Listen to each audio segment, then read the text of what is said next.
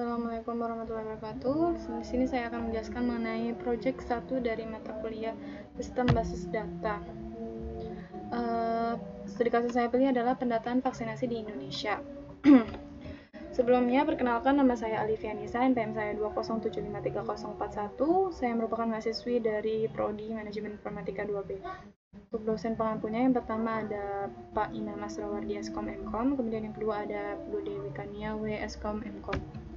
Selanjutnya, studi kasusnya adalah pandemi COVID-19 masih marak di dunia. Dampak yang disebabkan oleh pandemi ini sangat banyak, terutama pada sektor kesehatan dan ekonomi.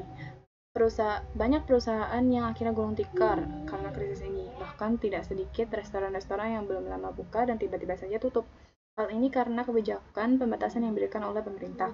Selain kebijakan tersebut, kini pemerintah mulai melakukan pembagian vaksinasi kepada masyarakat Indonesia. Pemerintah berharap dengan adanya pemberian vaksinasi secara gratis ini dapat mengurangi resiko kematian dan penyebaran dari virus COVID-19 tersebut.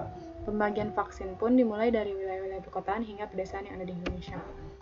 Ini adalah model data yang saya buat, yaitu yang pertama ada entitas keluarga. Dalam entitas keluarga terdapat beberapa subtype. Ada kepala keluarga, kemudian istri, ada juga anak. Di sini di entitas keluarga ini terdapat beberapa atribut. Yang pertama ada atribut primary key yang berupa nomor kakak, kemudian atribut mandatori, ID, nama, tanggal lahir, alamat, jenis kelamin. Untuk atribut yang bukan mandatori atau opsional, ada pekerjaan dan riwayat penyakit. Di sini sebenarnya keluarga ini seharusnya langsung berhubungan dengan tugas medis, namun itu merupakan hubungan many to many. Jadi maka dari itu, untuk mengatasi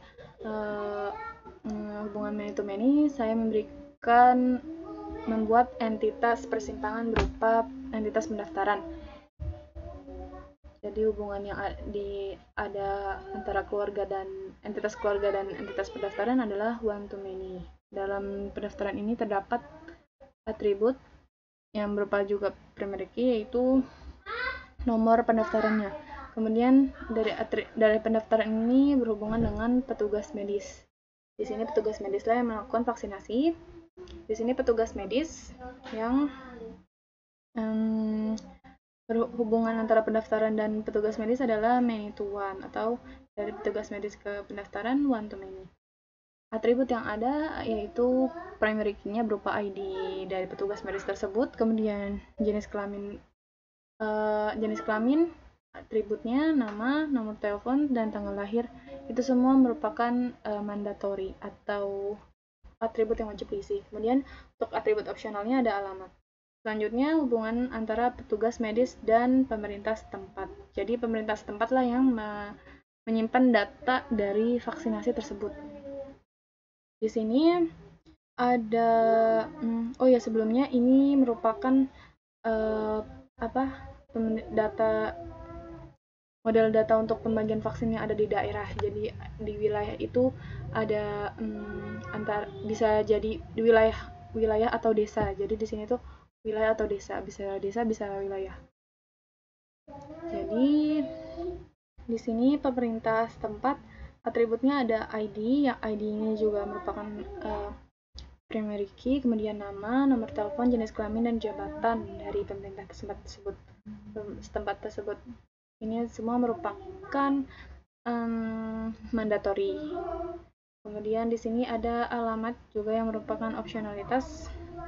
Selanjutnya, ini merupakan struktur datanya. Selanjutnya di sini saya juga memberikan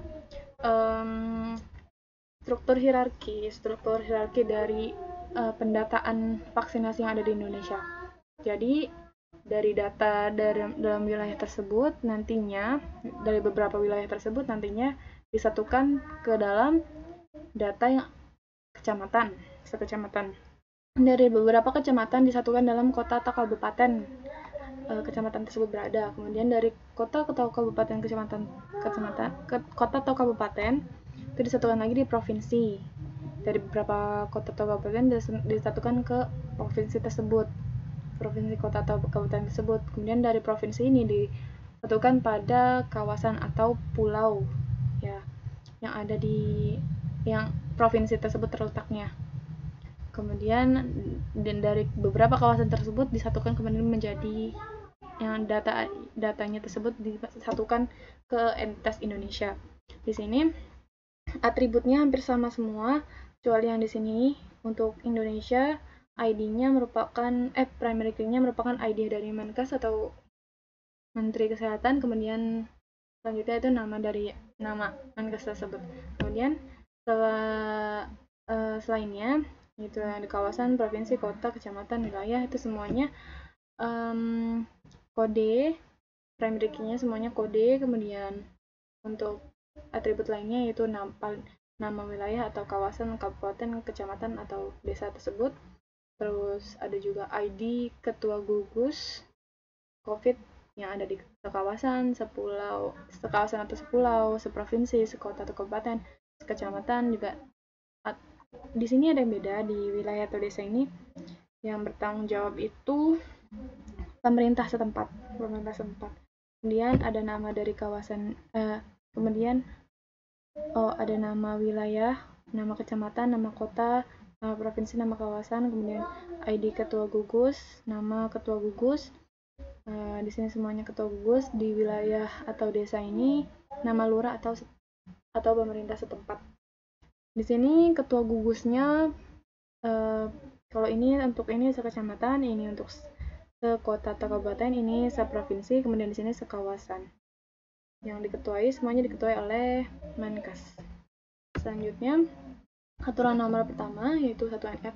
Bentuk tidak normal adalah bentuk yang melanggar aturan-aturan bentuk normal 1, 2, dan 3. Dari model data di atas sudah normal karena tidak melanggar semua bentuk aturan normal. Normal 1 yang berupa setiap atribut tidak boleh memiliki nilai lebih dari 1 atau multi nilai. Hal ini akan menyebabkan redundansi data jika melanggar aturan 1NF ini. Data di atas tidak ada yang melanggar aturan ini karena tidak ada atribut yang memiliki multi nilai.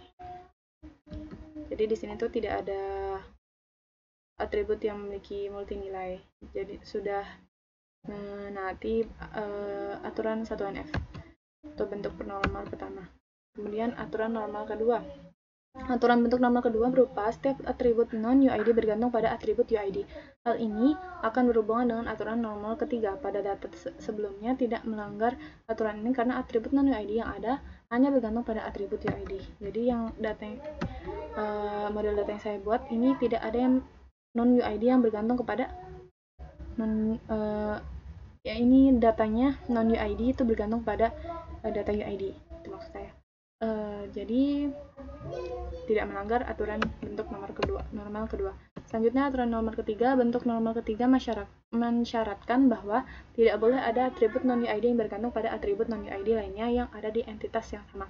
Oleh karena itu, semua atribut non-UID hanya dapat bergantung pada atribut UID seperti aturan normal kedua sebelumnya. Pada data sebelumnya tidak melanggar aturan ini karena tidak ada atribut yang melanggar aturan ini. Bisa dilihat tidak ada atribut yang melanggar aturan normal ketiga karena tidak ada atribut non-UID yang bergantung kepada atribut non-UID yang lainnya. Semuanya bergantung pada atribut UID. Jadi itu sudah. Oke, sebelumnya terima kasih. Assalamualaikum warahmatullahi wabarakatuh.